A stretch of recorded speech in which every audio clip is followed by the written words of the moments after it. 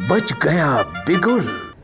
नमस्कार, आप सभी का स्वागत है हमारे खास प्रोग्राम बच गया बिगुल में। आइए चलते हैं गुजरात में विकास हुआ है, इस बात को अधिकांश लोग मान रहे हैं, लेकिन महंगाई भी मुद्दा है। वहीं आम आदमी पार्टी के मजबूती के साथ चुनाव लड़ने पर किसका फायदा होगा?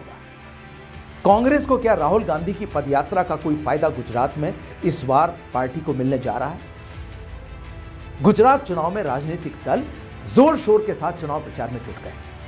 जनता को अपनी तरफ से लुभाने के लिए तमाम वादे किए जा रहे हैं। इस बार के चुनाव में लोकल लेवल पर क्या मुद्दे हैं और आखिर किन मुद्दों पर पब्लिक वोट करने जा रही है, यह समझना बहुत जरूरी है। यूपी बिहार में जैसा जाति का फैक्टर चुनाव में दिखता है, क्या वैसा गुजरात में भी है? इस बारे में लोगों से सवाल पूछा गया। अधिकांश के जवाब को देखा जाए तो लगा कि ऐसा नहीं। वहीं हार्दिक पटेल को लेकर भी विरमगाम में काफी चर्चा है। गुजरात में पसंदीदा नेता कौन है, इस लिस्ट में अब भी किसी राज्य के नेता का नाम नहीं। और अधिकांश वोटर, खासकर महिलाओं की पहली पसंद नरेंद्र मोदी को मान रहे हैं। राहुल गांधी पदयात्रा कर रहे हैं, क्या इसका फायदा पार्टी में गुजरात को होगा?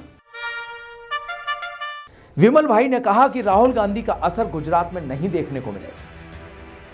पिछली बार 77 सीटें मिली थी, लेकिन इस बार फायदा नहीं होगा। आम आदमी पार्टी का चुनाव में कितना असर दिखाई पड़ेगा, इसके जवाब में विमल भाई का कहना था कि केजरीवाल की पार्टी कांग्रेस से अधिक फाइट इस बार बीजेपी को देगी। लोगों ने मन पहले ही बना लिया कि किसको वोट देना। चुनावी चर्चा के दौरान एक शख्स ने कहा कि अहमदाबाद से कच्छ तक पहले जाने में दिक्कत होती थी, लेकिन अब हाईवे है। ऐसा कहते ही रमेश शर्मा नाम के एक वोटर ने कहा कि विकास ठीक है, लेकिन पेट भी तो भरना चाहिए। खाना हाईवे से नहीं मिलता। महंगाई और बेरोजगारी बढ़ रही है। मुख्य मुद्दा है महंगाई। शहर वाले और पैसे वाले मोदी मोदी बोलते हैं, लेकिन तेल और गैस की कीमत कितनी बढ़ गई, गरीबों को कोई भी नहीं पूछता। इस बार बदलाव होना चाहिए। अब आइए हम आपको एक रिपोर्ट बताते हैं कि अमित शाह को गुजरात बीजेपी ने दिया एलिस ब्रिज विधानसभा से टिकट। चौंक गए ना? आइए जानिए कौन है वो शख्स, अमित शाह। अमित शाह पेशे से एक अकाउंटेंट हैं और अहमदाबाद जिला सहकारी बैंक में काम करते हैं। अमित शाह के बड़े बेटे रुचिर ने गुजरात विधानसभा के पूर्व स्पीकर और कानून मंत्री स्वर्गीय अशोक भट्ट की पोती से शादी की। शाह के 2 बच्चे हैं जो अहमदाबाद में रहते हैं।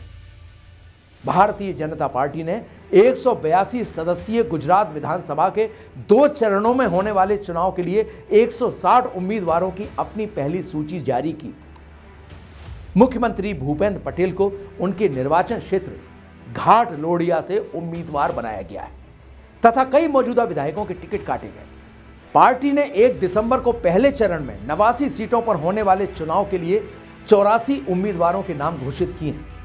वहीं 5 दिसंबर को दूसरे चरण के चुनाव के लिए 93 सीटों में से 76 पर उम्मीदवारों की घोषणा की है। बीजेपी के प्रत्याशियों की लिस्ट में अमित शाह का भी नाम है, जिसे लेकर लोगों में इस नाम को लेकर चर्चा शुरू हो गई। हालांकि ये गृह मंत्री अमित शाह नहीं है, बल्कि पूर्व मेयर अमित शाह हैं। अमित शाह अहमदाबाद की एलिस ब्रिज विधानसभा से चुनाव लड़ेंगे। अभी यह सीट बीजेपी के पास ही है और यहां से राकेश शाह विधायक हैं। एलिस ब्रिज विधानसभा सीट बीजेपी के लिए सबसे सुरक्षित विधानसभा सीट मानी जाती है। यहां से इस बार बीजेपी से टिकट के 25 दावेदार बीजेपी ने सबको दरकिनार करते हुए अमित शाह को टिकट दिया है। अमित शाह का पूरा नाम अमित पोपटलाल शाह है। वो 23 अक्टूबर 2005 से 23 अप्रैल 2008 तक अहमदाबाद शहर के मेयर भी रहे। वर्तमान में वो अहमदाबाद शहर के बीजेपी अध्यक्ष भी हैं। गुजरात लॉ सोसाइटी से LLB करने के बाद शाह ने राजनीति में कदम रखा। वे वासना के नगर पार्षद हैं। उन्होंने हमेशा बड़े अंतर से निगम का चुनाव जीता। शाह को वेजलपुर अहमदाबाद नाम की सीट से विधानसभा की टिकट ठुकराने के लिए भी जाना जाता है। आइए अब जानते हैं गुजरात में सुरक्षा, सड़क और रोजगार कैसे बना हुआ है मुद्दा, जानते हैं लोगों के मन की बात। गुजरात चुनाव में जनता का मूड जानने के लिए हमने लोगों से बात की। इस दौरान जनता की पहली पसंद आज भी प्रधानमंत्री नरेंद्र मोदी बने हुए हैं। वहीं रोजगार और महंगाई भी गुजरात चुनाव में अहम इशू है। गुजरात विधानसभा चुनाव 2022 को लेकर राजनीतिक सरगर्मी तेज हो गई। ऐसे में बीजेपी, कांग्रेस और आम आदमी पार्टी ने युद्ध स्तर पर प्रचार शुरू कर दिया। सभी राजनीतिक दल जनता से लोक लुभावन वादे कर रहे हैं। इस बार गुजरात चुनाव में लोकल लेवल पर क्या क्या मुद्दे हैं और आखिर किन मुद्दों पर जनता वोट करने जा रही है, यह समझना जरूरी है। अब आइए जानते हैं कि बीजेपी केंद्रीय चुनाव समिति की गुजरात चुनाव के उम्मीदवार पर महाबैठक हुई, उनमें किन किन नामों पर चर्चा हुई। गुजरात विधानसभा चुनाव के लिए नामांकन शुरू हो गया है। ऐसे में बुधवार को बीजेपी की केंद्रीय चुनाव समिति की बैठक हुई। इसमें गुजरात विधानसभा चुनाव के लिए उम्मीदवारों के नामों की अंतिम सूची तैयार की गई। इस दौरान प्रधानमंत्री नरेंद्र मोदी, पार्टी अध्यक्ष जेपी नड्डा और केंद्रीय गृह मंत्री अमित शाह आदि थे। भारतीय जनता पार्टी की केंद्रीय चुनाव समिति की बुधवार शाम को हुई बैठक में कई उम्मीदवारों के नामों को अंतिम रूप दिया गया। कांग्रेस को छोड़कर बीजेपी में शामिल हुए हार्दिक पटेल और अल्पेश नाम के उम्मीदवारों को तय माना जा रहा है। बीजेपी मुख्यालय में केंद्रीय चुनाव समिति की बैठक में प्रधानमंत्री नरेंद्र मोदी, पार्टी अध्यक्ष जेपी नड्डा और केंद्रीय गृह मंत्री अमित शाह ने इस मीटिंग को आयोजित किया। सूत्रों ने बताया कि हार्दिक पटेल और अल्पेश ठाकुर को पार्टी का टिकट मिलने की संभावना है। पटेल को अहमदाबाद के विरमगाम से टिकट दिया जा सकता है। उन्होंने कहा कि क्रिकेटर रविंद्र जडेजा की पत्नी रिवाबा जडेजा का नाम संभावित उम्मीदवारों की सूची में। बीजेपी मोरबी से पूर्व विधायक कांतिलाल अमृत को टिकट दिया जा सकता है।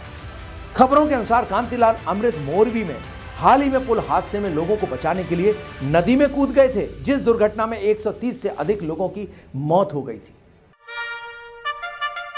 बीजेपी का गुजरात में लगातार 7वीं बार जीत दर्ज करने का लक्ष्य। गुजरात विधानसभा चुनाव के लिए मतदान 2 चरणों में 1 और 5 दिसंबर को होगा। समझा जाता है कि बीजेपी बैठक के दौरान सभी 182 उम्मीदवारों के नाम तय कर सकती है और अगले कुछ ही दिनों में सूची जारी कर सकती है। सूत्रों ने बताया कि चुनाव में सीटों पर जीत के लिहाज से नया रिकॉर्ड बनाने के मकसद से पार्टी संगठन पूरी ताकत और ऊर्जा लगा रही है। इसे देखते हुए कई वरिष्ठ नेताओं को सूची से बाहर रखने की संभावना को खारिज नहीं किया जा सकता।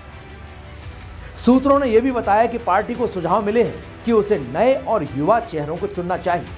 पूर्व मुख्यमंत्री विजय रूपणी, पूर्व मुख्यमंत्री नितिन पटेल, वरिष्ठ नेता भूपेंद्र सिंह और प्रदीप सिंह जडेजा पहले ही चुनाव नहीं लड़ने की घोषणा कर चुके हैं।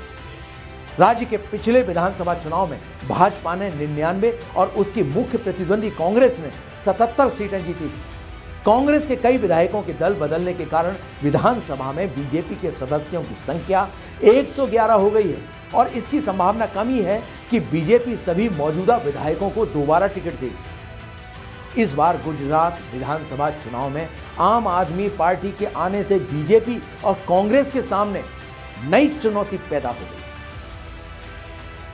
तो ये था हमारा आज का खास कार्यक्रम बज गया बिगुल में। देखते रहिए AMB नेटवर्क। नमस्कार।